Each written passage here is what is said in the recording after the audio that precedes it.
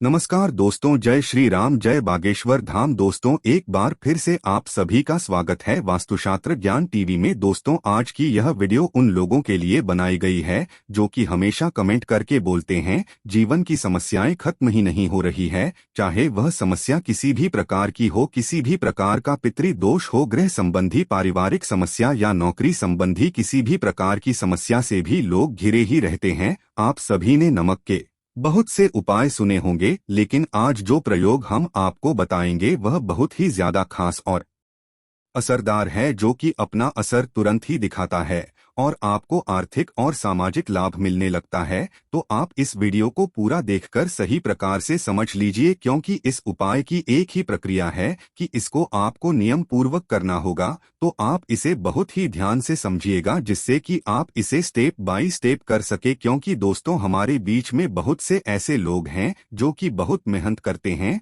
और हमेशा ही परेशानियों से घिरे रहते हैं। बहुत मेहनत करने के पश्चात भी सफलता उनके हाथ ही नहीं लगती और वह हमेशा कर्ज में डूबे ही रहते हैं। परेशानियां उनका पीछा ही नहीं छोड़ती। यह नमक का प्रयोग उन्हीं लोगों के लिए है जो कि कोई आसान सा उपाय ढूंढ रहे हैं, जो बहुत ज्यादा नियमों का पालन नहीं कर सकते हैं। तो ऐसे लोगों को बस एक बार नमक का उपाय जरूर करना चाहिए। नमक के उपाय बहुत ही जल्दी, तुरंत की तुरंत अपने प्रभाव दिखाता है। तो बहुत ही ध्यान से सुनिएगा। और यदि आपकी समस्या का निदान नहीं होता, आपकी समस्या ज्यों की त्यों बनी रहती है, तो आप मुझे कमेंट करके जरूर बताइए। क्योंकि हमारे चैनल का सिर्फ एक ही मकसद है कि जनसाधारण की सहायता हो और हर किसी का जीवन सफल बन जाए, सनातन धर्म आगे बढ़ता जाए। देखिए दोस्तों, नमक का प्रयोग बहुत सी चीजों में किया जाता है। आपने भी सुना होगा कि नमक का प्रयोग ज्योतिष शास्त्र, वास्तुशास्त्र और तंत्र शास्त्र में अनेकों प्रकार से किया जाता है। नमक का प्रयोग करके बहुत से लोगों ने चमत्कारिक लाभ प्राप्त किए हैं, लेकिन आज के आधुनिक युग में बहुत से लोग इन उपायों से अनजान हैं। लेकिन आज का प्रयोग यदि आप करते हैं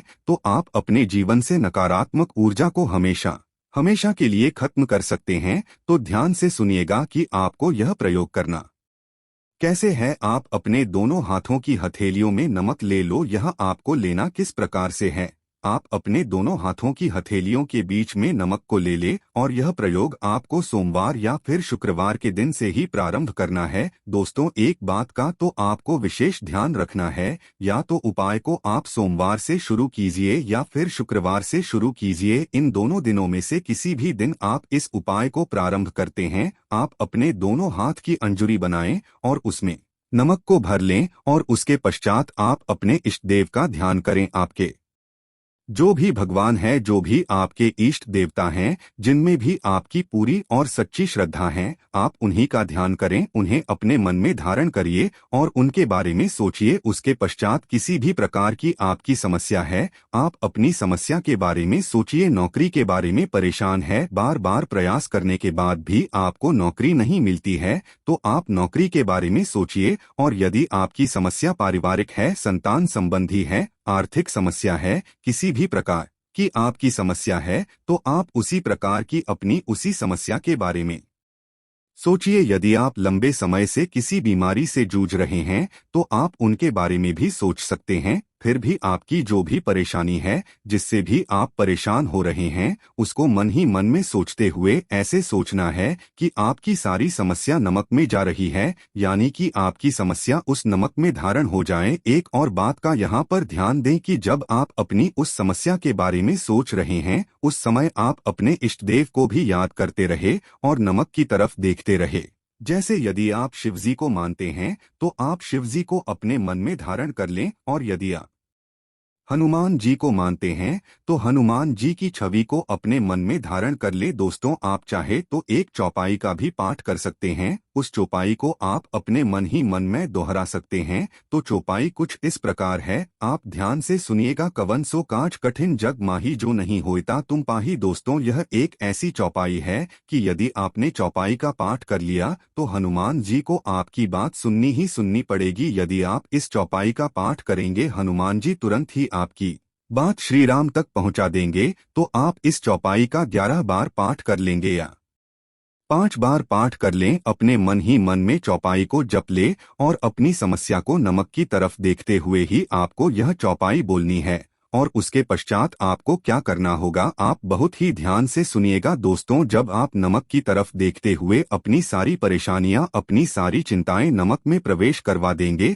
और जब आपके सारे बुरे ख्याल उस नमक में समा जाएं, आपकी नकारात्मक ऊर्जा उस नमक में समा जाए, आपको यह सब कुछ अपने इष्ट देवता को मन में अपने धारण करते हुए सोचना है। आपको ऐसे सोचना है कि आपके इष्ट देवता आपको इन सभी परेशानियों से निकाल देंगे। ऐसा करने के पश्चात आप खुद नमक को अपने घर में बिल्कुल भी ना रखें और ना ही आप इसको अपने घर में कहीं फेंके, या तो आप इसको कहीं घर के बाहर बैठा दें या फिर कहीं ले जाकर मिट्टी में दबा दें। चाहे कुछ भी हो दोस्तों, आपको इस नमक का इस्तेमाल बिल्कुल भी नहीं करना है कि तुरंत ही आपको इस नमक को घर से बाहर कर देना है। ऐसा करने के साथ ही आपको तुरंत ही आभास होने लगेगा कि आपकी जो परेशानियां थीं वह कम होने लगी है और अब धीरे धीरे महसूस करेंगे कि आप जैसे जैसे यह उपाय करते जा रहे हैं, आप अपनी समस्याओं से मुक्त होते जा रहे हैं। अब आप इस बात का ध्यान रखें कि जिस दिन भी आपने यह उपाय किया है, चाहे आपने सोमवार में किया है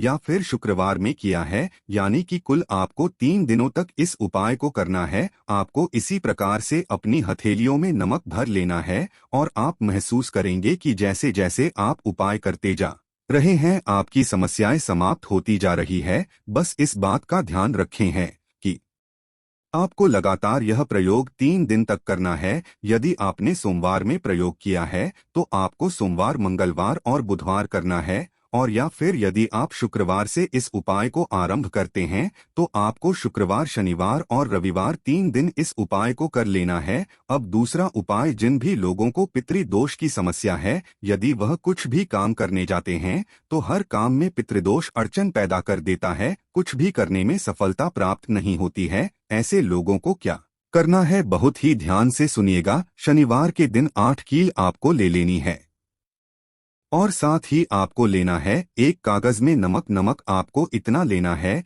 कि जो अपने वहां 8 कील ली है, 8 की 8 कीलों को नमक में छुपाएं। आपको क्या करना है कि आप पहले कागज पर 8 कीले रखें, उसके बाद उस पर नमक रखें, फिर उसकी एक पुड़िया बना ले, फिर उसको आप पीपल के वृक्ष के नीचे जाकर दबा दें, क्योंकि पीपल के वृक्ष में भगवान विष्णु का वास होता है और वहां पर जाकर यदि आप यह उपाय करेंगे तो आपके कष्ट तुरंत के तुरंत ही समाप्त हो जाएंगे। अब मैं आपको तीसरा और बहुत ही सटीक उपाय बता देता हूं। यदि आपके घर में कोई वास्तु दोष है, जैसे कि आपने देखा होगा कई बार लोग बना बनाया घर खरीद लेते हैं, इसलिए वे घर को अपने अनुसार नहीं बनवा पाते हैं। ऐसे में वह अपने घर को तोड़ भी नहीं सकते, कुछ नया सामान भी नहीं लगवा सकते। तो उन लोगों को क्या करना होगा, बहुत ही ध्यान से सुनिएगा। घर में वास्तु के कारण जहां पर भी क्लेश होता है, आपसी अनबन बनी रहती है, घर में आपस में भेदभाव बने रहते हैं, ऐसे में जहां पर वास्तु की समस्या है, चाहे वह रसोई घर हो या फिर बाथरूम हो, जहां